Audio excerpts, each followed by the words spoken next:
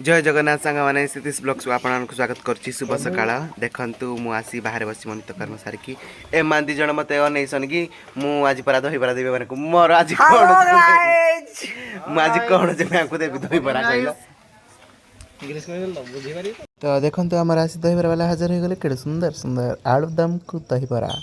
बहुत टेस्टी थिला से रविवार सकाळ पाहु पाहु आम दहीपरा वाला सब बेले हाजर विलेज होता चाड़ा उपाय तो ता सागे मजा कर उठेदेलु बाड़ी पछपटू गेंजिकी तो देख तो उठिक से दौड़ी पलैला